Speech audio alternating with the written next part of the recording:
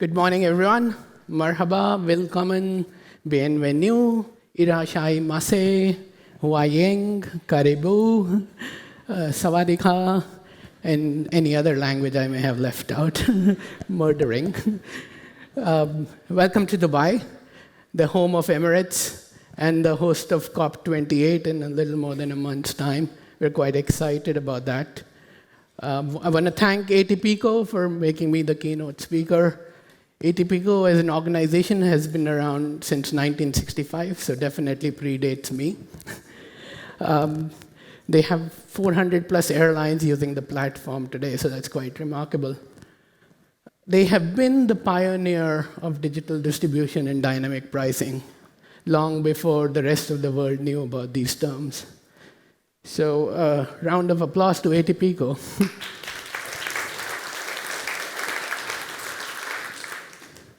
In the next few minutes, I'm going to talk about the airline retailing transformation.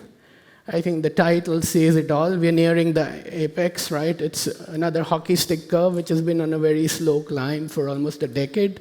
People talk about NDC being around for 10, 12, 14 years. I think now we're getting to the curve of that hockey stick. And we certainly at Emirates see that. A lot of other airlines are doing that. If you're not, it's about time to start the journey today. I will talk about the what, the why, and the how of modern airline retailing. It's about pricing to the customer, not to the seat. When you're pricing to the customer, in addition to all your traditional methods of pricing and optimization, you have to look at the context of the customer and the history, the shopping data, etc. It's about managing all the revenue streams. So all airlines, the LCCs, the full cost carriers, everyone today is not just selling an airline seat. Everyone's into merchandising, everyone's into selling ancillaries. But we do that piecemeal. We do that one on top of another. We hand out 5 receipts to a customer, some of which can be refunded and rebooked. Some are very painful to get your money back if you didn't get the requisite service for it. So to move all of that selling to a modern offer and order management system, that is part of modern airline retailing. It's about doing channel optimization, looking at cost of distribution, which is a significant portion for the airline, and so that's another big part of the puzzle. And putting product differentiation and content in the hands of the airline. If you know Bernard Arnault, the CEO of LVMH, the richest man in the world, he says, if you control your distribution, you control your image. So if you don't have a handle on your distribution, then how your product is sold, what it is perceived, what it is sold for, how it's compared to other products, is a lost battle for you. So you need to be in control of your distribution. In 2019 at ATPCO Elevate, I spoke about the 4 C's of dynamic offers, right? And so I assume it's readable here. So the left 2 pillars, capacity, revenue optimization, network optimization, we've done that in spades. We've done it for decades. The competition bit, thanks to ATPCO, thanks to tools like Infare, we all keep up with our competitor airline prices, we match them, we do whatever we need to do, etc. And that's, again, something we are very good at. What we have to get better at to go to modern airline retailing is understanding the customer and understanding the context. And that's where you get into, what is their lifetime value, what is their shopping history, what are they looking for. And the context is as important as the customer, because it's not just about knowing Mr. Joe's looking for a ticket. It's about knowing Mr. Joe's going on a Monday to Thursday business trip, or is Mr. Joe taking his family and going to Las Vegas or Bangkok for a weekend or a week-long holiday. And so it's very important to understand that context. So I think this is now well established amongst all the leading carriers moving towards this journey. And so the question is, why now? Why this urgency of changing now? So pre-COVID, already customers were all digital narcissists, right? You see the picture on the right, they all sit on the beach, right, and relax and enjoy. But what do? They still keep their mobile in their hand. They're still shopping. They're still doing retailing. They're looking at shows, theaters, etc. So the mobile phone or mobile commerce has become such an essential part of every consumer that you need to address that much better than we do today. And post-COVID, these customers wanted to make sure what they're buying is very transparent. There's a reassurance you'll get your money back if something doesn't work out. There's a reassurance what you see is what you get. And so, again, getting more modern as opposed to the ancient green screens that our travel agents sell our products through has to be done away with. A lot of the airlines have already gone through overhauling their distribution strategy and technology, right? So a lot of the carriers have adopted NDC. NDC sort of was it's not an end in itself, it's just a means to get to the end of modern retailing. And that's important for people to understand. Without NDC, we can't push the whole industry ecosystem to a modern way of retailing. And I'll show you why that is in the next slide. Direct sales are on the rise across the globe. People, especially in the pandemic, sat at home, just shop, played through their mobile devices and computers, and so it's even more so. And now there are new streams of data. I think there's shopping data, there's customer data, there's competitor data available widely and in much larger quantities, and with much more manageable technologies. On top of that, if you apply artificial intelligence, machine learning algorithms, you can actually make sense of that data, right? So I'll give you an example of Emirates. We fly 50 to 60 million passengers annually. How many shopping requests do we handle in a day? 1 to 2 billion. 1 to 2 billion shopping requests per day just to get 50, 60 million people on board. 5 years ago, if they had told me that's the kind of data you need to manage, I said, forget it, it's all junk, it's all machine generated. But today we're able to actually decipher it in a meaningful manner. We're able to put some segmentation algorithms on top of it and get some good information out of it. This is a picture, if you can't see clearly. It shows the mobile commerce as a percentage of all e-commerce retailing. And you would say there's about 4 trillion of e-commerce retailing happening across all industries. And of that 4 trillion plus, almost 70% is happening on mobile phones. It's happening through mobile commerce. That's how big mobile commerce has become as a share of channel or revenue. In the airline industry, that number is 30%. Right? The single biggest factor, obviously, will be the ticket price, but that's not all. It's about, people get worried when they see airline prices, the rules and conditions. When you go to Emirates and shop on our mobile phone, you will see 10 different fare brands, and you're like, no, I'll go on the desktop, read the fine print, read between the lines before I buy. And that's where we're missing the boat in modern retailing. That's what we need to get better at. And if you do it, the benefits are significant, right? So it's like I think there was a study done with McKinsey and IATA, then sort of redone, and PCG joined in. It says for the industry as overall, it's a 40 billion revenue opportunity. 40 billion translates into 4%. So our industry overall is 1 trillion in revenue, and 4% is the additional gain you can get from this. For those of you from revenue management background who've either bought O&D systems or sold O&D systems, the revenue benefit we used to talk about is 1 to 2% there. So this is almost double the opportunity of that if you do it right and if you do it in a meaningful manner. To understand where we are going, it's very important to understand where we're coming from. So if you look back at how our industry was built, right? And this starts at 1980. Like I said, ATPico was already around in 1965. We built the passenger service system, the GDSs. ATPico was already around to distribute fares, the RBDs, the inventory systems, the optimization, everything came in those 2 decades. Then when the whole online e-commerce boom started, right? So now we built availability engines, websites, loyalty engines, loyalty memberships, etc. And email campaigns. We started sending emails to customers to buy tickets. Then came along mobile commerce, and we were quick to react. I think as an industry, we were never left behind. In the 90s and early 2000s, during the first dot-com boom, I remember being invited to companies like Yahoo, Disney, some of the casinos in Las Vegas, all wanted to learn how do you do dynamic pricing, how do you do distribution across the globe. So the pioneers of online commerce were wanting to learn from the airline industry. So much so that somebody like Google actually went out and bought a small company out of Cambridge, Massachusetts called ITA, only because ITA had a quick algorithm to decipher all the ATP core rules in coding for the whole airline industry. And that was sort of the interest they had.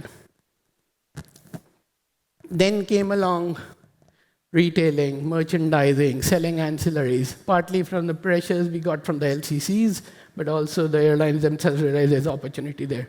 A full-service carrier like Emirates itself started doing ancillary sales, started charging for seats, for baggage, for upgrades, lounges, etc.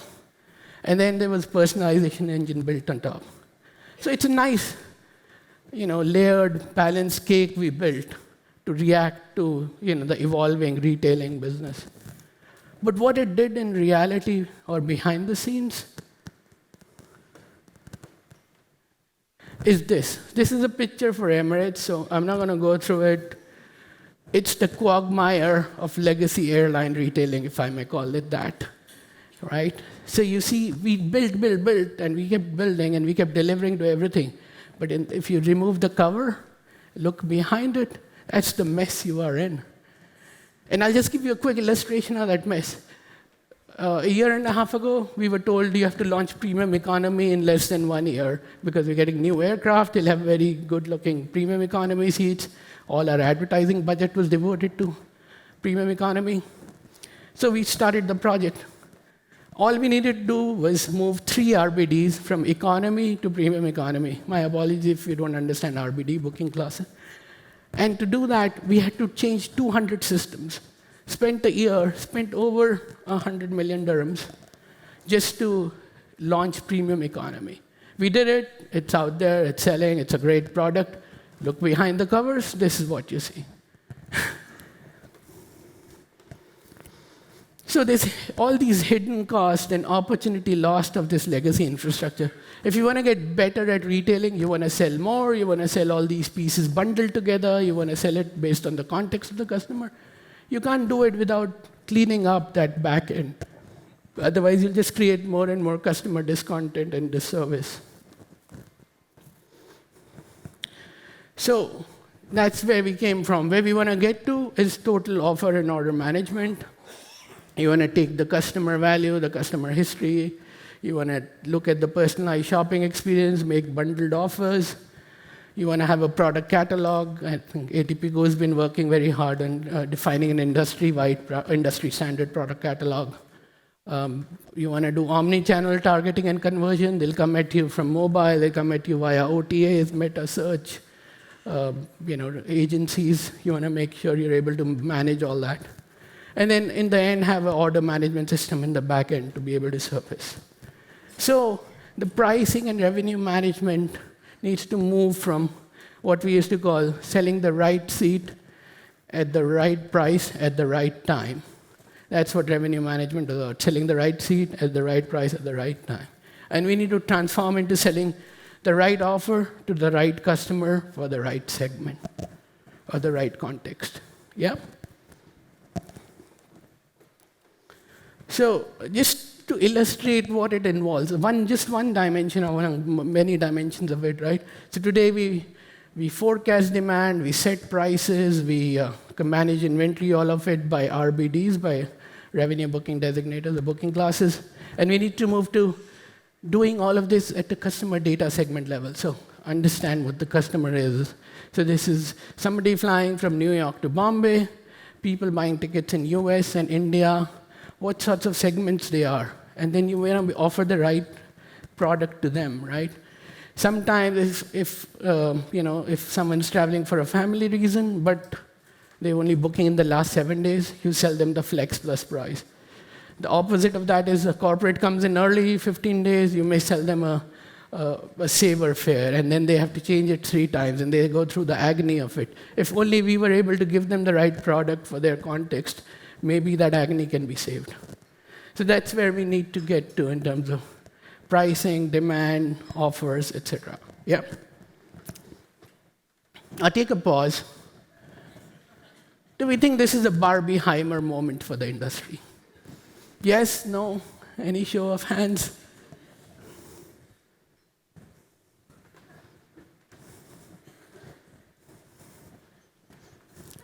So, is there a yes or no?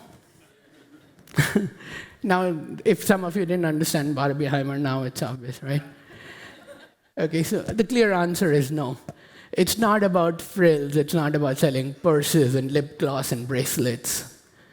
But neither is it the end of the world as we know it. It's not a nuclear bomb, right? It's a transformation journey, and we need to get going on it, right?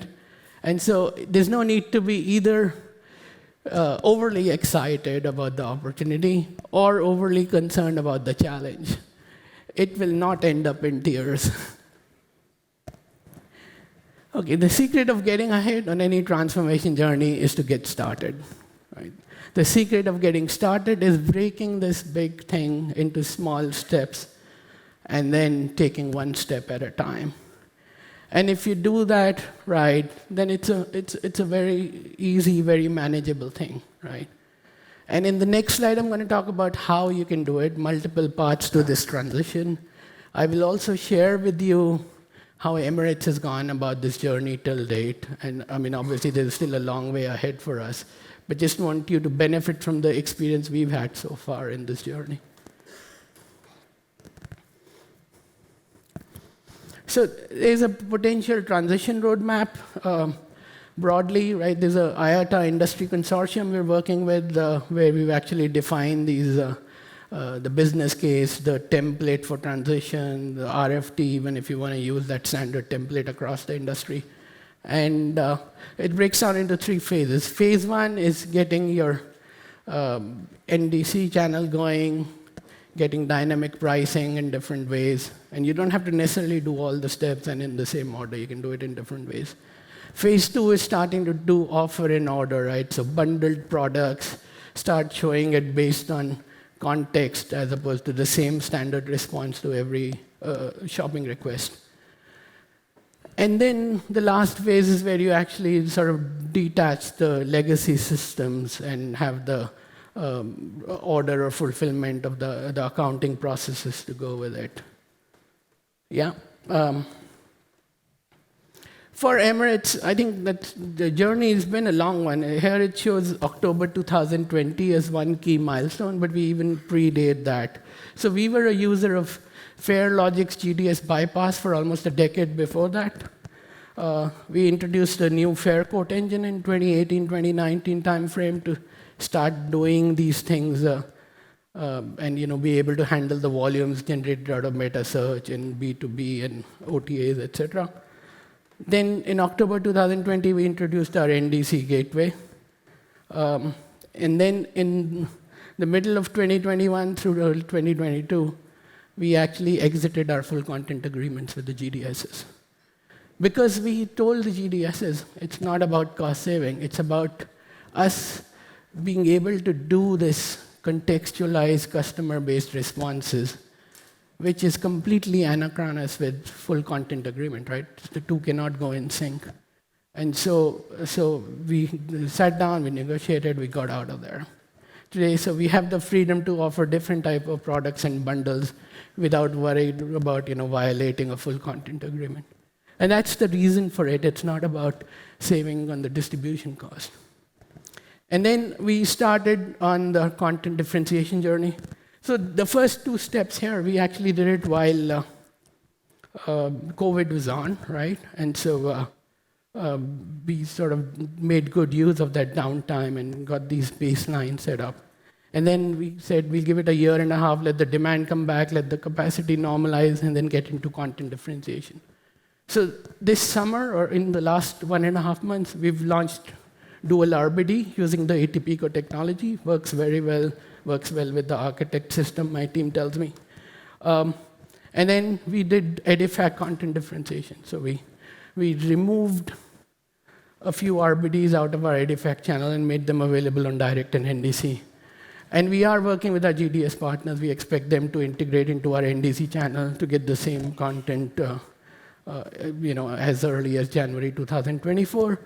And then we get into the phase of the phase 2, phase 3, which is the offer and order implementation. So hope I was able to give you a flavor of where we are and how we got here. Thank you for listening. Enjoy the rest of the conference. And thank you.